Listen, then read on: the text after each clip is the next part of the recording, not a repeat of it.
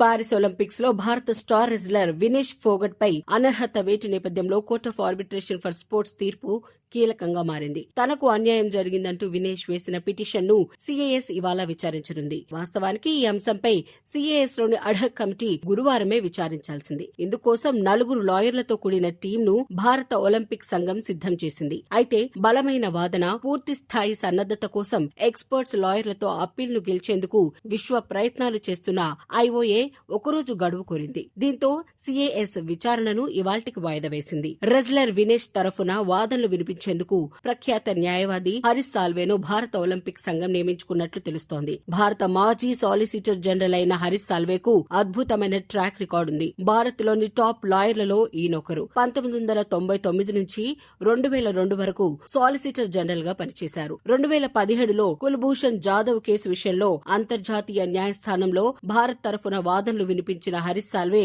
పాకిస్తాన్ లో కుల్భూషణ్ కు మరణశిక్ష పడకుండా తప్పించగలిగారు. అదేవిధంగా రతన్ టాటా వర్సెస్ సైరస్ మిస్త్రీ కేసులోనూ రతన్ టాటా తరపున వాదించి గెలిచారు. 2012 నాటి 2G స్పెక్ట్రమ్ కేసులోనూ సాల్వే జాతీయ దర్యాప్తు సంస్థ తరఫున వకాల్తా పుచ్చుకున్నారు. తన వాదనలు వినిపించారు. ఇలాంటి ఎన్నో కేసులను వాదించిన హరీష్ సాల్వే వినేష్ ఫోగట్ తరఫున రంగంలోకి దిగడంతో ఆసక్తికరంగా మారింది. దీంతో వినేష్ కు అనుకూలంగా తీర్పు వస్తుందని అందరూ భావిస్తున్నారు. ఒకవేళ సీఏఎస్ లో వినేష్ కు అనుకూలంగా తీర్పు వస్తే అంతర్జాతీయ ఒలింపిక్ కమిటీ వినేష్ కు సంయుక్తంగా రజత పథకం బహుకరించే అవకాశం ఉంది. దీంతో కోట్లాది మంది భారతీయులు ఈ తీర్పు కోసం ఆశగా ఎదురుచూస్తున్నారు.